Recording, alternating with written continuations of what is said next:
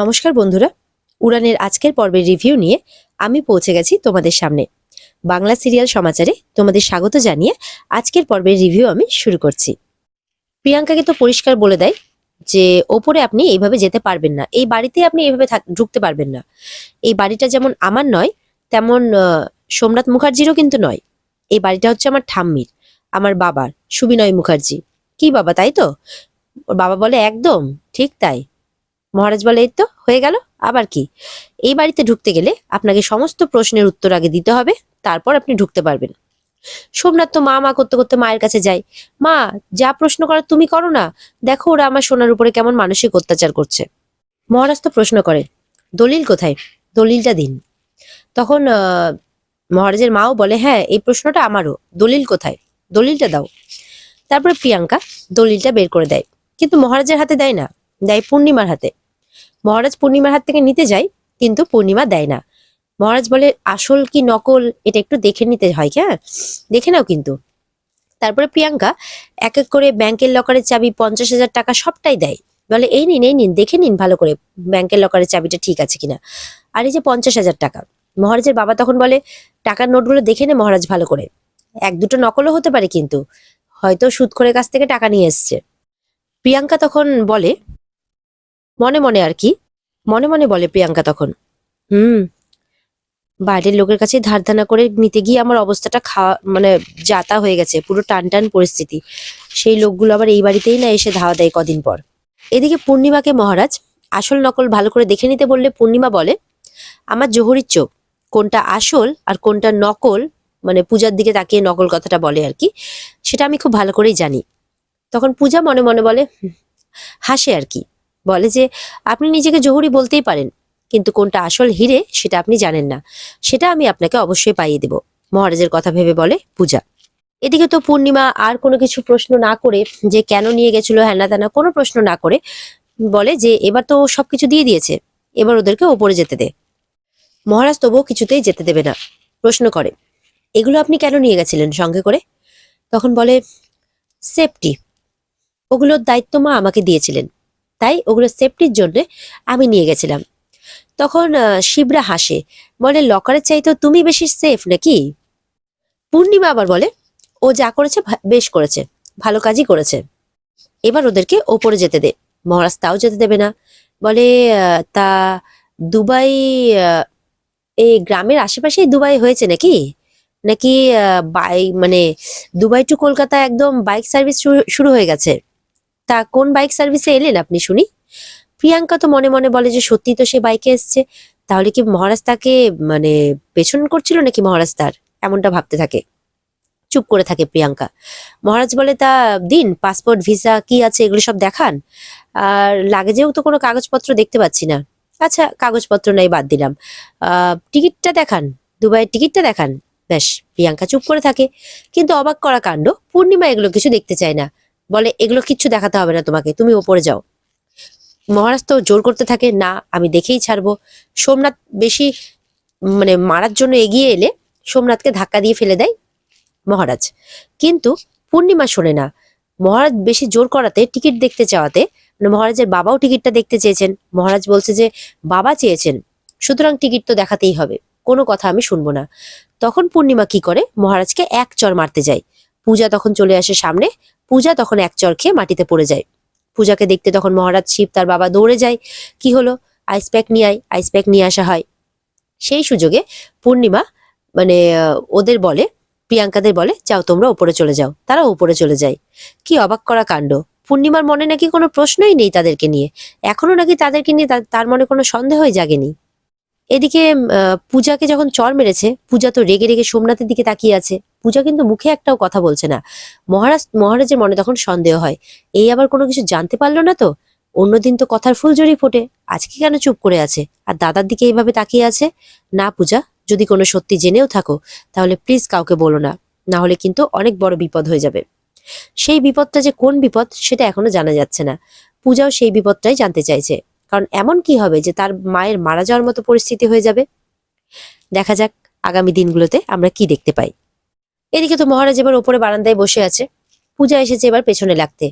তাই ভাবি মক্কেল গেলেন কোথায়, লাপাতা হয়ে গেলেন নাকি? মহারাজ তখন বলে, এইসব কি মুখের ভাষা? হ্যাঁ? তখন পূজা বলে, হ্যাঁ ঠিকই তো বলছি, যার আক্কেল নেই সেই তো মক্কেল। মহারাজ আবারও রেগে যায়। মহারাজ বলে, খুব খারাপ হচ্ছে কিন্তু বলে দিলাম, আমার কিন্তু মাথার ঠিক নেই এমনিতেই। পূজা বলে, শোনো তো, অনেক হয়েছে, এখানে বসে রাত কাটাবে নাকি? চলো ঘরে চলো। তখন মহারাজ বলে, আমি রাস্তায়, জাহান্নামে, মর্গে, যেখানে খুশি সেখানে রাত কাটে, তোমার কি? পূজা বলে, আমারই তো সব গো, বিয়ের সময় বলেছিলে না সব হাফ হাফ। মহারাজ বলে, এই শোনো, আমার ফুল হাফ সিকি কিচ্ছু তোমার নেই, বুঝেছো? পূজা বলে, শোনো, না দিলে কি করে জোর করে ছিনিয়ে নিতে হয় সেটা আমার ভালো করেই জানা আছে।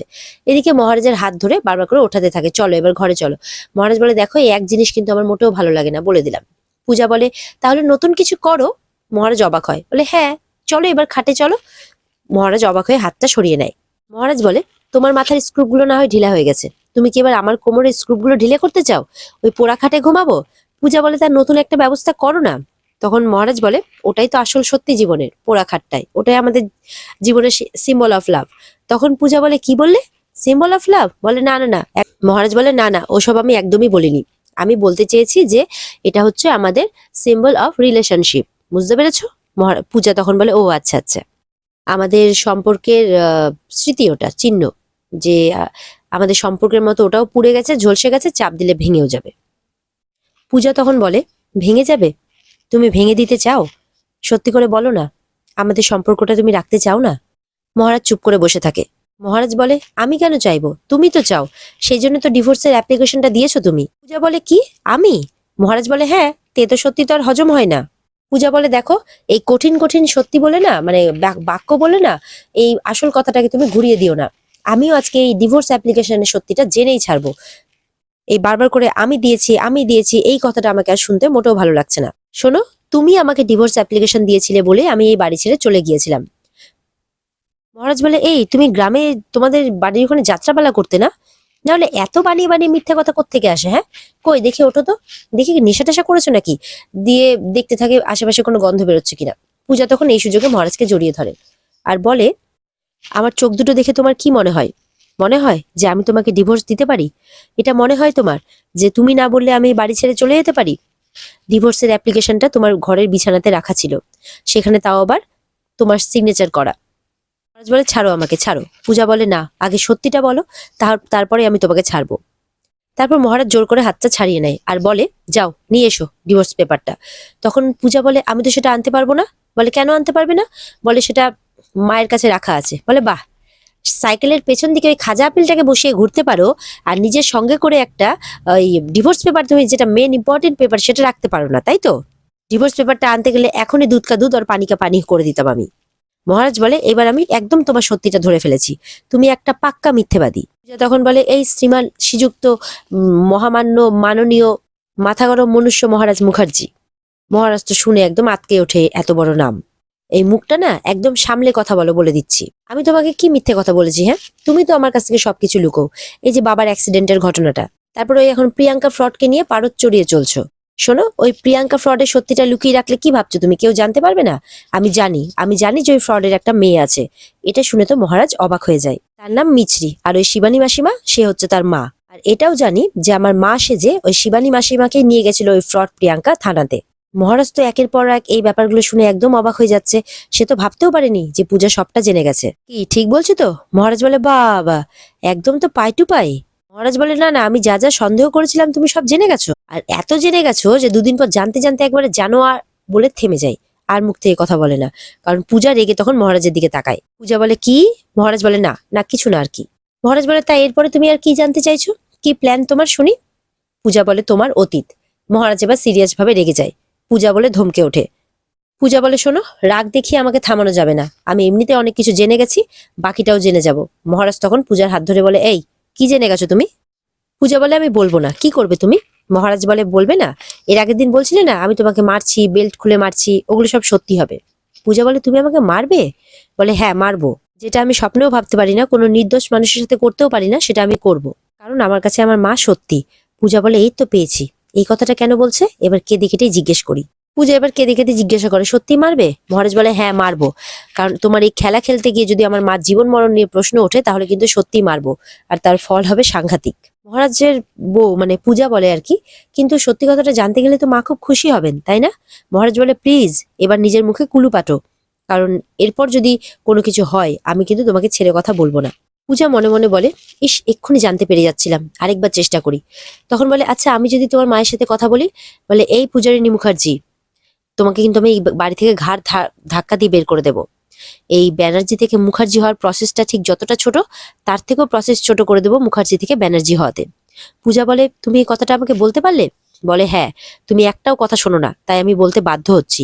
সবসময় তো তুমি আমার কথা শোনো না, নিজের ইচ্ছে মতো কাজ করো, আবার নিজের এই প্রাক্তন প্রেমিক না বন্ধুকে নিয়ে সাইকেলের পেছন পেছন ঘুরে বেড়াচ্ছ। তখন বলে বন্ধু থেকে প্রেমিক বলতে চাইছিলে বুঝি? মহারাজ বলে না, আমি অত ছোট মনের মানুষ নই। তখন পূজা বলে তাহলে কেমন মানুষ তুমি, বোঝাও না গো আমাকে, বোঝাও না। আমি কিছু খুঁজতে চাইলে তুমি কেন বাধা দিচ্ছ? সত্যি জানতে চাইলে তোমার মায়ের কি হবে মিস্টার মাথা গরম?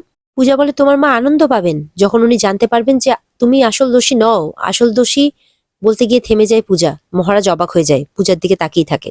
মহারাজ বলে তুমি কি আসল দোষীর নাম বলতে চেয়েছিলে? বলো কি জানতে পেরেছো তুমি, বলো। পূজা বলে যেদিন প্রমাণ পাবো সেদিন সবাইকে একদম চিৎকার করে বলবো। মহারাজ তখন মনে মনে বলে যাক, তাহলে কিছু জানতে পারেনি। এটা শুনে একটু নিশ্চিন্ত হওয়া গেল। পূজা বলে তোমাকে নিশ্চিন্তেই রাখতে হবে, মনে মনে বলে, না হলে এই মা আর এই দাদাকে বাঁচানোর জন্য যেখানে তুমি সারা জীবন নিজে নষ্ট করেছো, সেখানে মা আর দাদাকে বাঁচানোর জন্য তাদেরকে ছেড়ে চলেও যেতে পারো, সেটা করতে দেওয়া যাবে না। পূজা তো এরপরে বলে আমি এখন ঘুমোবো, দিয়ে বারান্দাতেই বিছানা করে ঘুমিয়ে পড়ে। আর ঘুমোতে ঘুমোতে সঙ্গে সঙ্গে নাক ডাকতে শুরু করে, ইচ্ছে করেই করছে মহারাজকে বিরক্ত করার জন্য। মহারাজ বলে এই কি হচ্ছে এসব, ঘুমাতে ঘুমাতে কে নাক ডাকে, তাও আবার এইভাবে, কি হচ্ছে? তখন বলে বেশ করছি, আমার নাক আমি ডাকছি, তুমি নিজের নাক নিয়ে আমার নাক গিয়ে নাক ডাকাতে গলাতে এসো না, যাও গিয়ে ঘুমিয়ে পড়ো। তখন মহারাজ কি করে, বারান্দায় দাঁড়িয়ে একটা আজব টাইপের আওয়াজ করে। সেই আওয়াজে পূজা ভয় পেয়ে উঠে এসে সোজা মহারাজকে পেছন থেকে জড়িয়ে ধরে। মহারাজ বলে হয়ে গেল, মিনি গোয়েন্দার ভয় একদম ফুটে উঠলো। তখন বলে না, আমি মোটেও ভয় পাই না কিছুতে, বলে ঘুমিয়ে পড়ে আবার। এরপরে মহারাজ বসে বসে ভাবতে থাকে যে এই সত্যি কিছু জানেনি তো, আমি খুন করিনি এটা বড়জোর জানতে পারে, কারণ আমি ঘুমের ঘোরে বলছিলাম, কিন্তু দাদাই যে সবকিছু করেছে এটা জানার তো কোনো কিছু আমি দেখতে পাচ্ছি না। কিন্তু পূজাও দিক থেকে মনে মনে কিন্তু বলছে এত তাড়াতাড়ি তো তোমাকে আমি কিছু বলবো না, সমস্ত প্রমাণ নিয়ে এসে তোমার সত্যিটা আমি সবার সামনে প্রকাশ করে দেব, কথা দিলাম। আর এখানেই আজকের পর্ব শেষ হয়ে যায়। তো বন্ধুরা, এই ছিল আজকের পর্বের রিভিউ। যদি তোমাদের ভালো লেগে থাকে তাহলে অবশ্যই পর্বকে লাইক, কমেন্ট আর চ্যানেলকে সাবস্ক্রাইব করতে কিন্তু ভুলো না। দেখা হচ্ছে তোমাদের সাথে আগামীকালকে উড়ানের নতুন পর্বের রিভিউ নিয়ে। ততক্ষণ সবাই ভালো থেকো। আর এই পর্বের বিস্তারিত দেখতে অবশ্যই তোমরা স্টার জলসার পর্দায় নজর রেখো। টাটা।